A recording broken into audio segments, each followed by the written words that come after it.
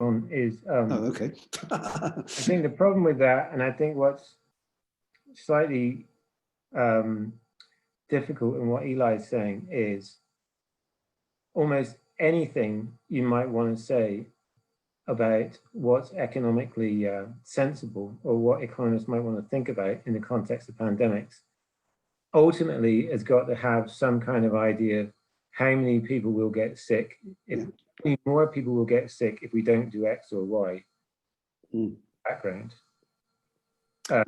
Jay couldn't have done his benefit cost paper unless he had some idea about, if you impose a lockdown, how many deaths brought forward do you avoid? So I can totally take the point that there is a kind of subfield, which is what are the issues in incorporating human behavior in epidemiological models, which is really fascinating.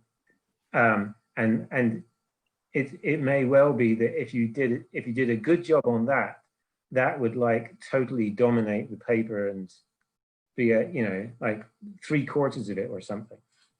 But on the other hand, almost all the other things you might want to say have in the background some understanding of. Oh yeah. No, but that's certainly what I was intending, is that, as it were, one takes the epidemiological stuff as a given for the economic analysis, and whereas I take the human behavior, as it were, to be a challenge to the way in which you might just take an epidemiological model, because the epidemiological model has, in some fundamental sense, not taken account of the full way in which behavior interacts with outcomes and policy variables.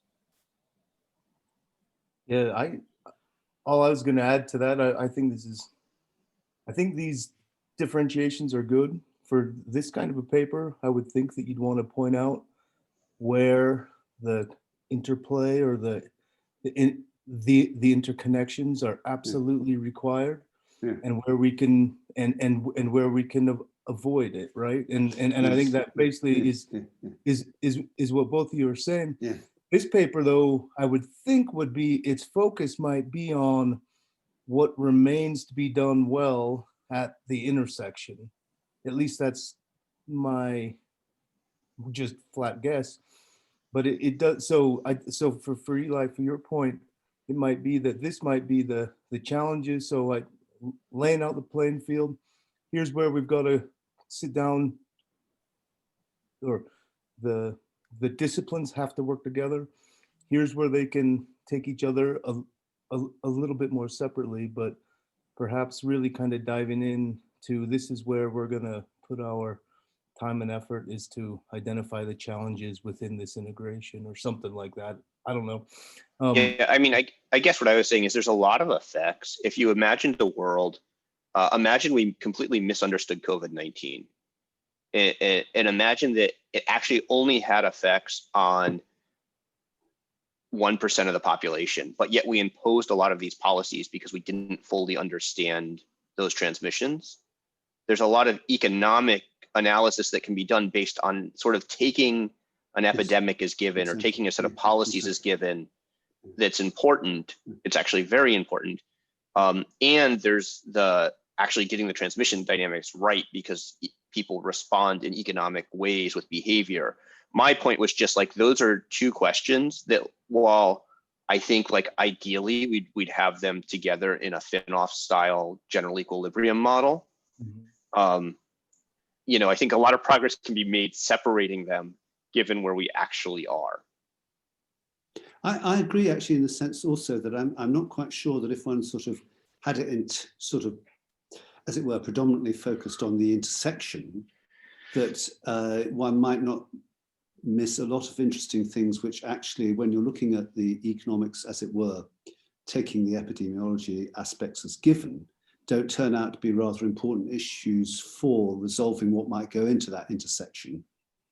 And so, for example, it seems to me that quite crucially, understanding how people might value statistical life in a pandemic is quite crucial for the extent to which they will comply with any particular policy.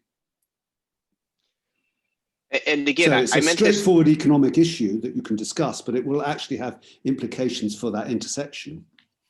Yeah, and I meant this more as an organizing principle. I'm sitting here, if I weren't on this call, I'd be trying to get a paper back to PNAS where we're basically estimating voluntary response and the role of stay-at-home orders or lockdowns and how they interact. And it turns out in some counties, they probably didn't do much in the US, and in some counties they did a lot. And so I think like that's like getting the benefits of that policy right, the interactions really matter. Yeah. But getting the costs of those policies right, maybe not so much, like, you know, the other collateral costs, things like domestic violence or whatnot, maybe not, right? And I think that that's like economics has two roles to play here. And that was the only point I was trying to make is that I think economics is very good at thinking about like all these other knock-ons. Economists are good at that, and there's a role for economists there, but there's also getting the what are, you know, how do things affect behavior? I mean, you can't model non-pharmaceutical interventions in a standard SEIR model. There's just no way of doing it. You need some. I think that's, Eli, I was just gonna say, I think that's super useful, to be honest, and listening to it, it's almost like stages. So the first thing you do is you smash through what you're good at in your discipline in that early thing. And then you, in that next stage, you know, where you, hey, behavior matters. It turns out people, you know what I mean? That behavior versus policy has to be represented. To me, kind of, it's been fascinating following the literature this year, because that's what people did, right? They smashed down what they were really good at in their own little area, and then they started broadening it a bit, if you will. I don't think it's been completely nailed, but laying out those stages, but also where can you get away with it? And to me, it was with any of this integration stuff, it was like, so where does it actually matter? And I think that was your point, right? Like in terms of some of those labor market effects, whether or not you have a very highly detailed, beautiful epi model that tracks this for the labor market, is just where you started and where you end, perhaps. So something like this. But in terms of valuing, I would think that your point about how people's personal VSL type thing might change during it, that you do probably need as you're moving them through this epidemic, right? How people are responding, given the information at that time. So to me, kind of classifying where you can get away with broad strokes, where you need to get dirty. That seems to me like the key thing. And I'm not saying that we need to say it hasn't been done, because lots of it has been done, and you can, like the citations you put in and other people have done other work. But there's also, I mean, I think if in the end, we'd also say for this paper to have like this kind of be targeted at this audience, how do you bring those things together that absolutely need to, that would add value, let's say, on top of that we just don't know, or something like this. And I think a lot of that is about representing those behavioral aspects, right, in situations where it matters. Chiara, what actually is the intended audience? Yeah. So we have pretty much got a confirmation that Epidemics Journal is going to publish the special series. So Epidemics is predominantly an epidemiologist type journal. So I would say that is, Dennis and Valerie, feel free to jump in if you disagree at any points. I would say that they are the like math epi community is probably the ones at which we're sort of pitching this to. Like, I'm kind of imagining people who are on SPI-M, and some of them are thinking about this. It has come up in many a meeting I've been sitting in about the fact that they need to be incorporating behavior. People are thinking about this. They've worked a lot with, in the UK, we've had two teams. We've had the modelers, basically, and then there's the behavioral scientists. And I do know there has been a lot of work between the modelers and the behavioral scientists, but I don't know that that's been from like a quantitative economic kind of perspective. I don't think it has. So yeah, so I see this more for like epidemiologists, if that makes sense. That's a slightly long-winded answer, sorry. So this goes back to my initial point, which is that I think what economists bring broadly is this notion that like preventing a case isn't the goal. It's an intermediate goal, right? Maybe even preventing death. You know, there's a certain amount of deaths that are going to have to be acceptable, right? Which is why we're the dismal science, right? And I think that this is sort of understanding all these other trade-offs. Like one of the things I said early in a policy brief is like, how many rapes are worth a death? Because we know that rape has gone up drastically with the lockdowns and the stay-at-home orders. Is actually increases rape. It increases child abuse. And how many cases of that is worth a death? And of course, that's not like a popular question to be asking, right? And it's also the deaths are occurring to one part of the population, child abuse is occurring to a different part of the population. And I think that's something economists bring to the argument that's really important for epidemiologists, especially math epi people who focus on cases largely and maybe deaths to think about. And often, you know, deaths in those models is a parameter, is a share of cases, right? And so they're basically proportional. And I think economists really think about breaking those two things apart. There's a really big contribution there, but there's this other contribution about how do you get behavior into the case transmission models.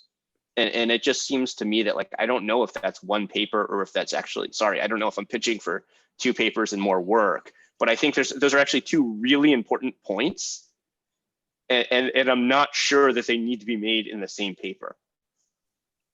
I completely agree. In fact, I think if you tried to get into the details on them in one paper, you'd be selling them short. Perhaps, I don't know. And I mean, Dennis and Valerie, is this something, because I know in the modelling paper, they have mentioned, haven't they? Because there's a paper on specifically on like modelling issues, which is a bit unwieldy and huge at the moment. But Valerie, I think they did mention about behaviour. So I'm just wondering if we did make it a separate paper, if some of those people who've been like talking about modelling behaviour might be interested in being involved. Could be. I mean, as you say, modelling at the moment, because modelling is everywhere. I mean, we're modellers, that's what we do. And so all the areas really, whether it's emergence or whatever else, you know, the modelling aspects are there. I think one of the things we liked about the Epidemics Journal as a means of publication is that it's very flexible in what we want to do with it. And so we can have a range of different sorts of papers. Now, I'm not sure that's appropriate here, but I mean, in other cases, you know, you might have a, excuse me, you might have a more challenges paper and then something a bit more discursive to back it up or whatever. So it might be that one wants to split.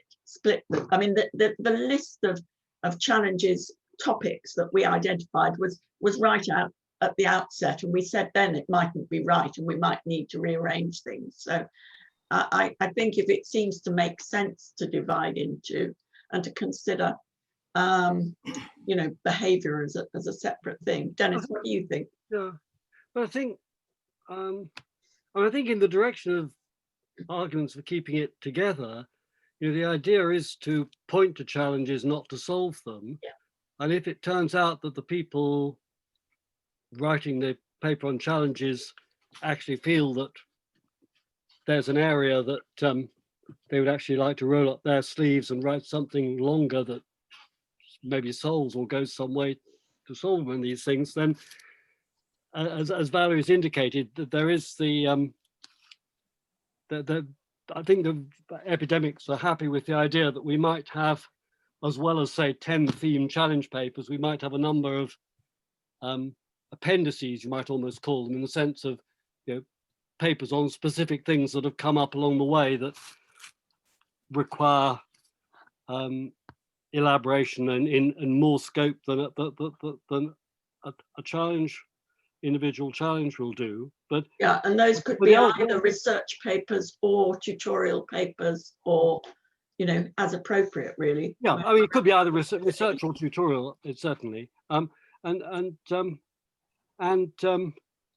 think, you know, I think one of the things we're trying to do is to point to all the different aspects which may be, now that we have more people involved and a and a bigger disaster than we've had in a long while. You know, to try and indicate how there are all these different problems that we can require addressing. And I think I mean, on the outline itself, you know, I think maybe, you know, I can think of more things we might address. I mean, on the, I mean, just as one of the lessons of the pandemic possibly is that we need a more resilient relationship between humans and their environment, that so you might say we need a more resilient economics. Yeah, and also I think I know it's been referred to about sort of at the sort of individual human level as to how you assess the costs of disease in terms of its effect on various well-being things, rather than, you know, being just monetary. In the same way, you might say, if you look at the overall costs of the pandemic, I'm sure there are people who think that the way to measure that, I mean, the conventional way to measure that is, let's say, effects on GDP. You know, the cost of the pandemic has been that global GDP has been depressed by such and such a percent. And for when one understands that actually quite large bits of GDP are things which are actually harmful, they may be good in money terms, but they're actually harmful, dealing with harms. You know, it's important to try and get behind that and say, are the actual effects in what matters to people bigger or smaller? You know, I'm not sure how economy cost rapes and deaths and things like that.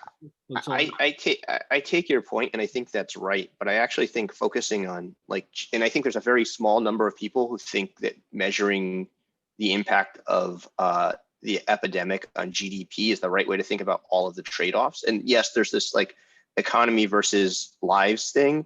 But I actually, when I talk to people in public, like broadly in public health, not just mathematical epidemiologists, like one of the interesting issues with this pandemic is it's a huge transfer of wealth or well-being or some notion of utility from the young to the old. Yes, young people are dying, but the impacts on young people with respect to schooling, in schooling shutdowns, that again, this is why you need the transmission models, but that may not have been nearly as helpful as we thought they were at the beginning, right? We're now having evidence that there's not a lot of transmission in schools when precautions are taken, but that's transferring, you know, in the US, and I think this is true in Europe, while there are lots of deaths, they are scattered across age classes, they are still disproportionately 80 and over, right? Or 70, 75 and over. They're really high at that high end. So and the people who are bearing the brunt of that cost are largely children, right? Or at least with loss of schooling, and we don't know how that's going to affect their future, you know, their future opportunities. And so I'm not saying that like to write but I think this is where economics comes in, not in modeling the details of how behavior gets into an epidemiological model, but actually discussing like, what are the costs and what are the costs of an epidemic? What are the benefits and costs of different kinds of interventions? How are they distributed?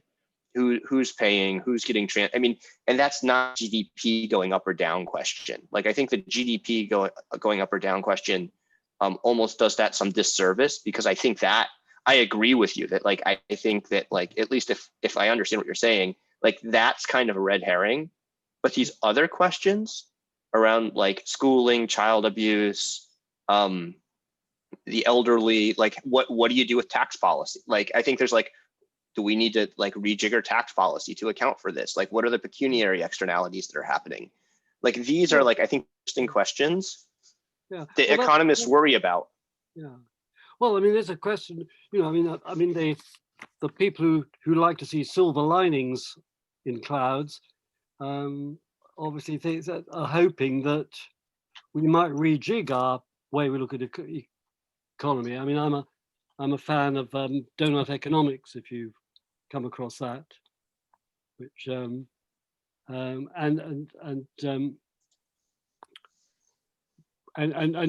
which indeed says that if you look, say, like in the UK, we have a trade-off seems to be between having schools open or shut and having restaurants and pubs open or shut. And, you know, it may well be that in money terms, it's better for GDP to have the pubs and the restaurants open and the schools shut. But I would say in human terms, it's a thing of the well-being of future generations and so on. I feel that the schooling problem wins hands down. So indeed, it's a question of, yeah. I'm going to have to go what the because right measurements are. Yeah, I think, sorry, yeah, Sean, because I think we said it was half an hour, didn't we? Yeah. So I was actually, I'll just, so yeah, sorry, Sean, feel free to go and I can email you Okay. any comments. Sorry. Okay, bye. That's fine. Great. Thanks, Sean.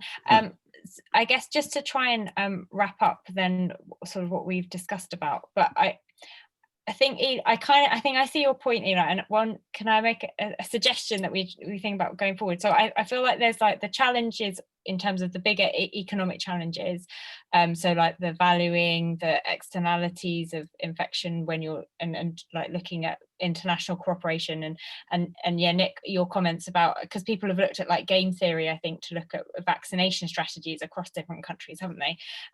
And so there's all of that kind of thing. But then I wonder if the behavior paper could be more of a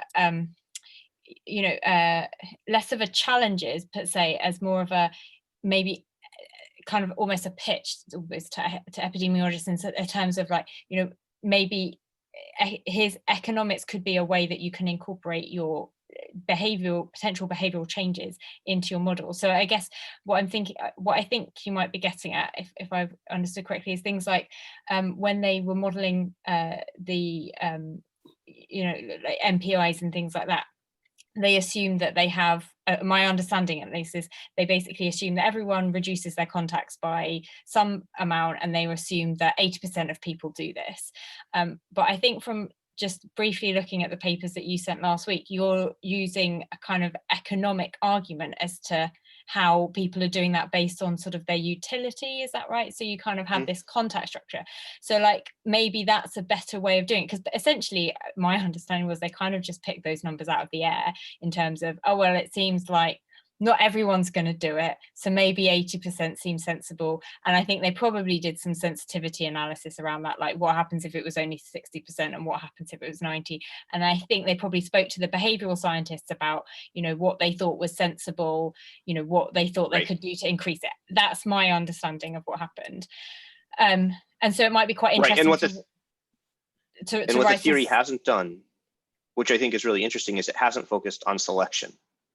Right. So like we've written papers where you think about people in different household sizes making different contact patterns, and household size matters. But if there's a selection bias that people in small households can reduce their contacts outside, but people in large households don't, that's going to totally muck with the model.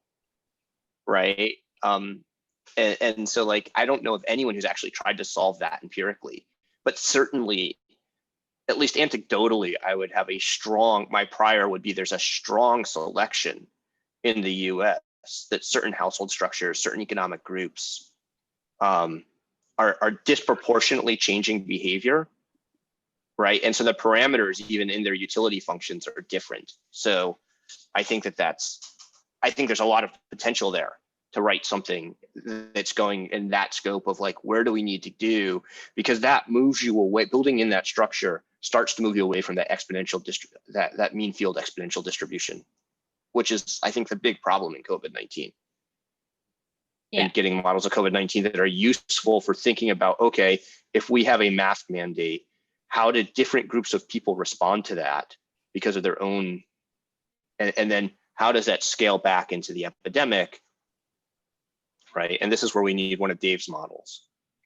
I think one of the things used a bit, at least, is, you know, some of the mobility data, for example, to try and nail down a bit about behavioural change. But that, of course, doesn't in any way take account of the sort of things that Eli is just talking about in terms of clustering. And I guess the problem with some of that stuff is it's more retrospective, so they can use it to estimate what did happen, but when they're trying to do these forward projections, well, except that we keep switching on and off. Now, but I guess so, but I guess when they very first started and they were doing that initial projection, you know, I guess you could argue, could they have had a more sophisticated way of actually looking at what they thought would happen when they brought in lockdown measures. So yes, I think that would be, so can I suggest that we keep that challenge in there, because I still think it's a challenge that falls under the remit of economics, and then maybe I could just put together some of the points that you've mentioned, Eli, about whether we could make this as a separate paper on, you know, the I don't know, how economics can help incorporating behavior into epidemiology models or something like that. Does that sound good? And then we can maybe the best thing to do would be to have maybe, I don't know whether you want to have two different separate half-hour meetings, or whether we just make this an hour. In the first half hour we talk about the challenges paper, in the second half hour we talk about the behavior paper. I don't mind, or do it every other week. Every other week would work for me. Okay. Keeping these meetings short and focused would be better. Yeah. Sorry to have sort of thrown this bomb out there, but like that outline was really ambitious. And I did think, as I was writing it, and that's hence why there aren't that many points in the introduction, I did think that myself, that there were these slightly two different strands and I didn't quite know how to bring them together. So I think it might be a nice. So Chiara, are you going to assign people sections based on your intimate understanding of what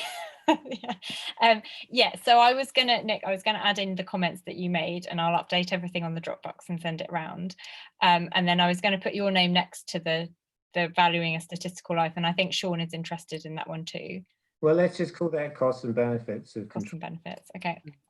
And no economist is ever going to say that you should measure these just thinking about GDP, so we can bury that in the first sentence. Okay.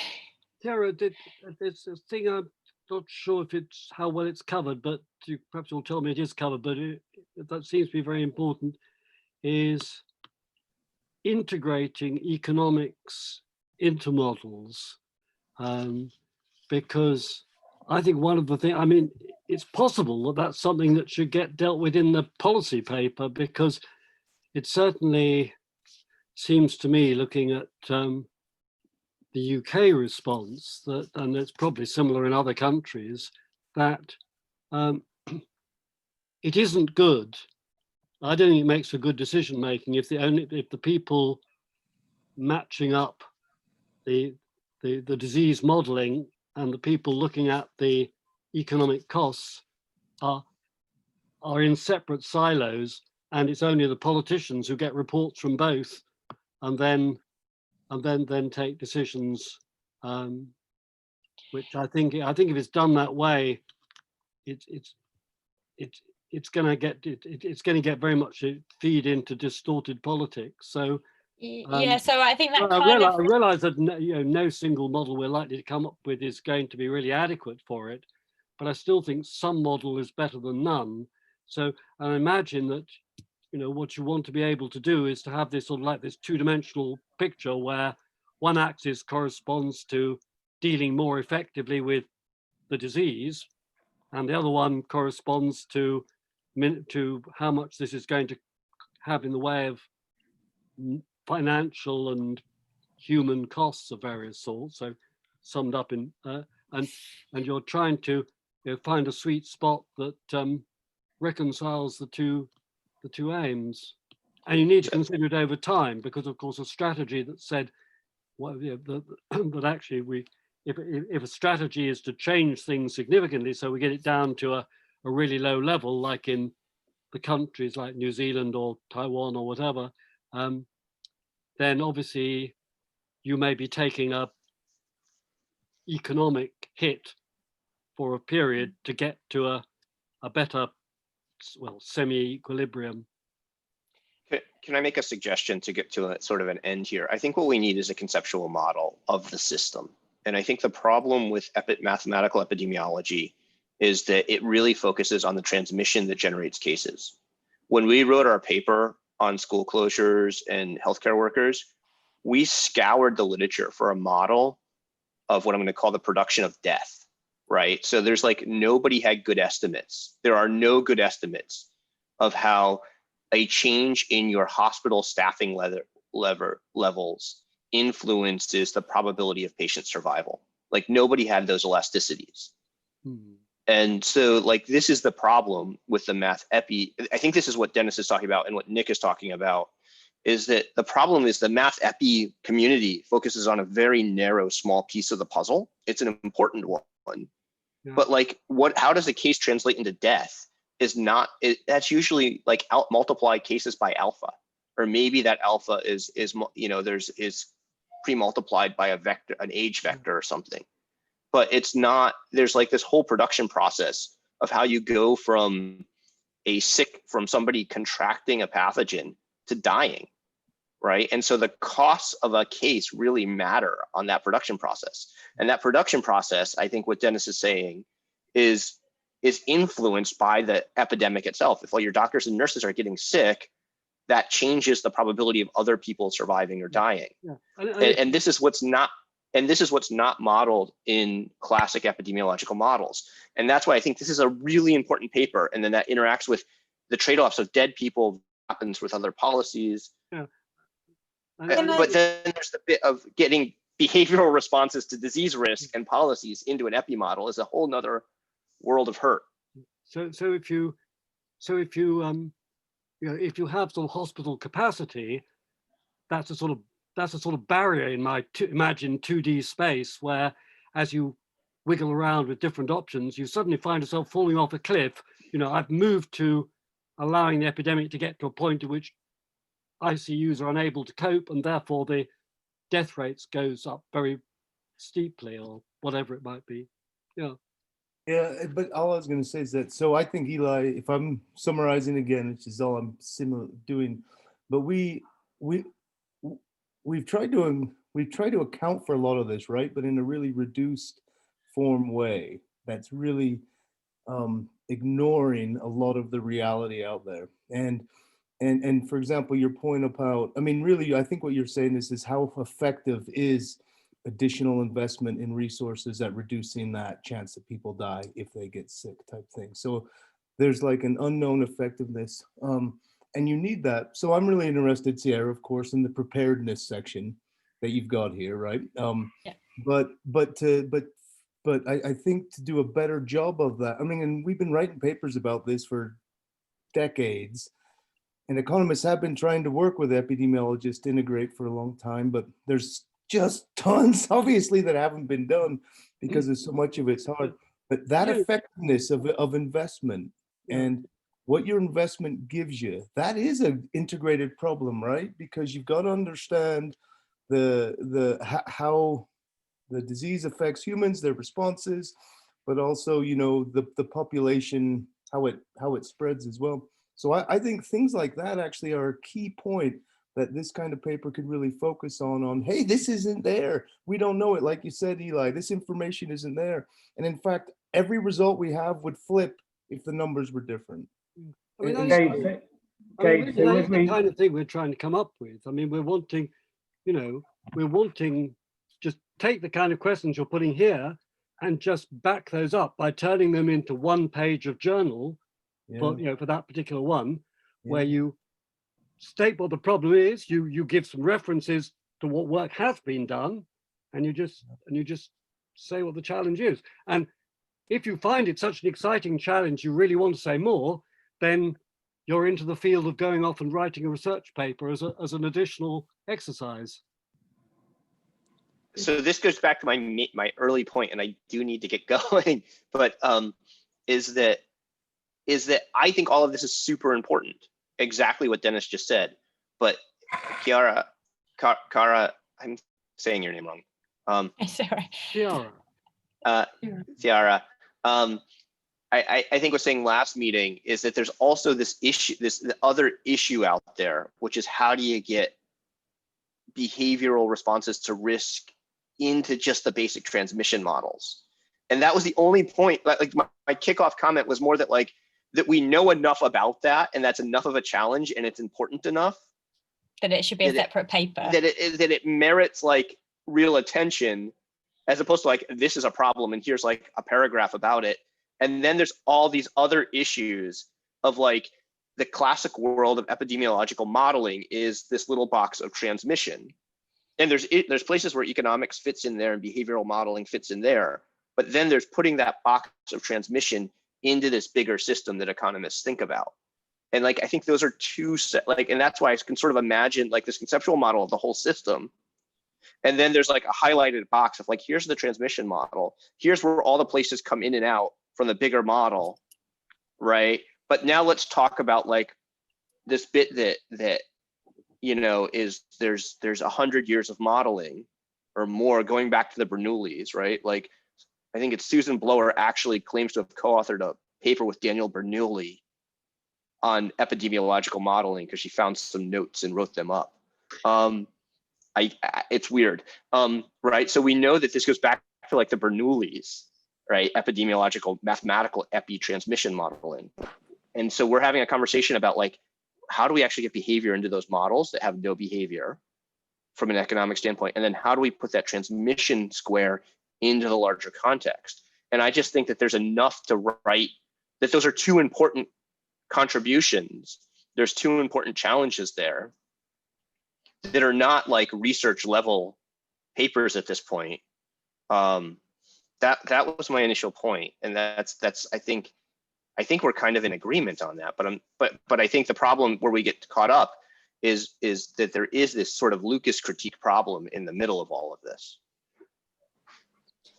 I wanted to say something. Hi, I'm Jasmina. I'm an epidemiological modeler, so I was listening to that very, very keenly. And I'd like to say that we are trying to put behavioral dynamics into mathematical models by developing branching processes and from that network models, where we incorporate the complexity of the system rather than trying to simplify it, which was the approach of Bernoulli and the SEIRs.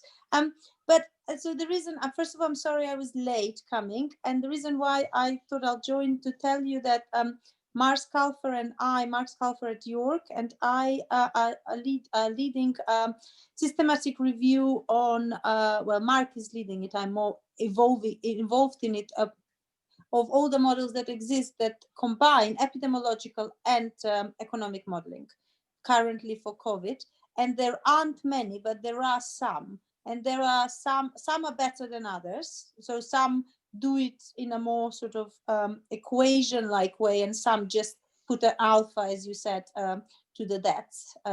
But there aren't many. And I think there is definitely a gap there to be filled. And one of the challenges of this paper, my involvement, if is to be one, would be about addressing from the epidemiological side, the need to have economic modeling and how a modeler, epidemiological or mathematical modeler would see that gap being filled by the economics and behavior. So it's not just to kind of put a little sort of addition to the epidemiological model. I don't see that as such. I see it more that we have three streams that work together. So you have a model within which you have a behavioral dynamics, and from that behavioral dynamics, you then have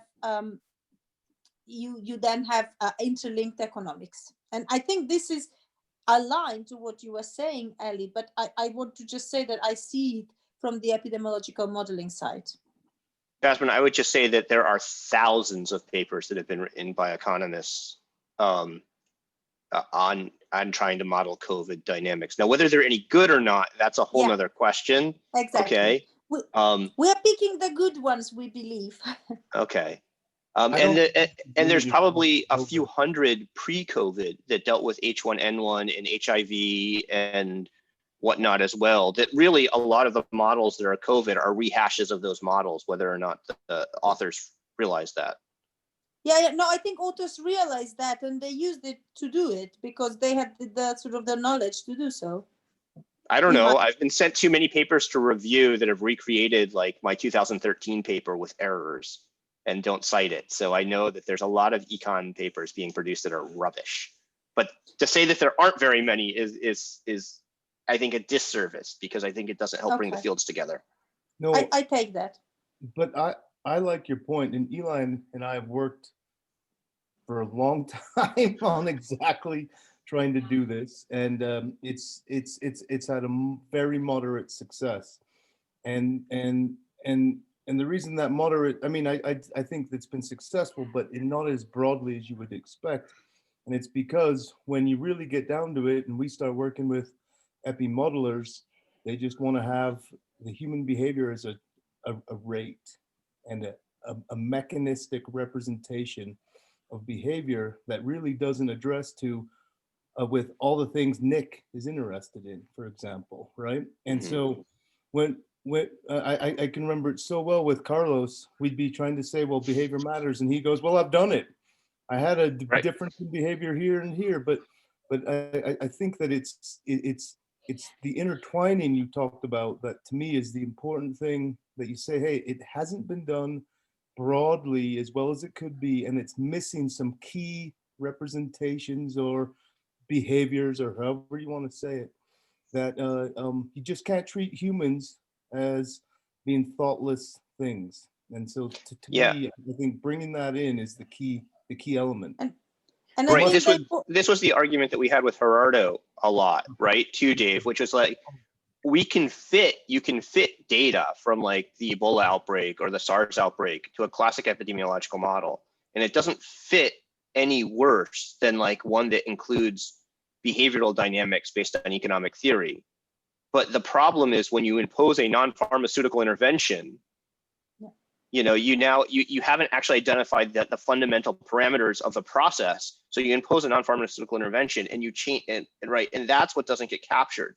So one of the problems we have run into with empirical math epi modelers is the difference between worrying about the left-hand side variables versus worrying about the right-hand side variables, right? Like, are you just trying to do short-run forecasting under a constant data generating process, or are you trying to understand the data generating process and you're intervening where there are actually multiple nodes to intervene, where the most of the models are you just remove people, there's only one lever.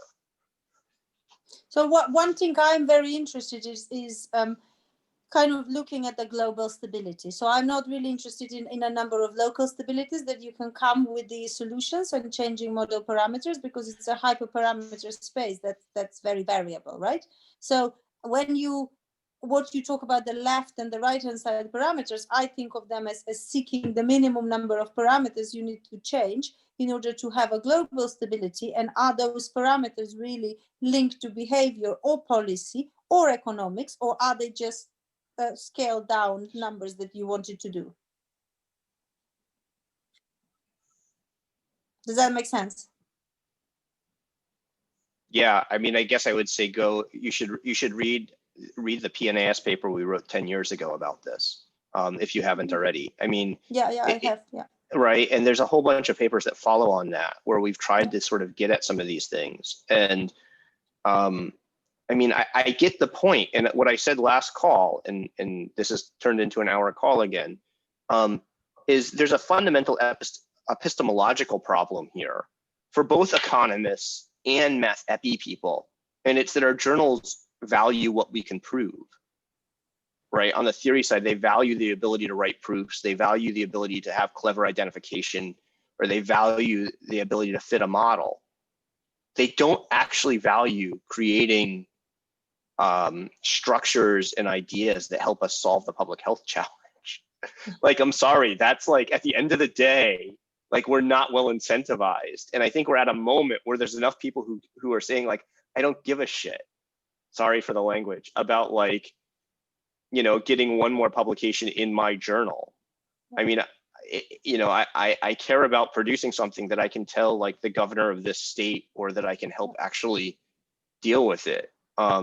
But I do think there's this epistemological problem when we start talking about like, oh, I want to do this, I want to do that. And like, what I want to do at this point is understand how these different policies matter on different metrics, and then ask the hard questions about which metric should we prioritize? Like, how many deaths is the right amount of death, right? And then the problem is, if you say that in epidemiology or you say that in public health, there's like this knee-jerk reaction that the answer is 0. And my response to that is like, well, how many additional child abuse cases are you willing to accept for that? How many, you know, how much future unemployment are you willing to accept for that, right? Like, these are very real questions, and they're very uncomfortable questions, right? And I think that that's what economics brings on one hand, but economics also brings some modeling ideas that interact with the transmission dynamics. And that was all I was saying at the beginning of this conversation. So I am aware that we have gone on quite a lot longer than I'd initially said. I'll try and summarize what we've discussed, and hopefully people can then just, I think maybe it's best at this point if people just make any edits to the document and we can pick up on things next week. Does that sound good? Cool. Kira, I was going to, before we all go, Valerie and I have discovered a meeting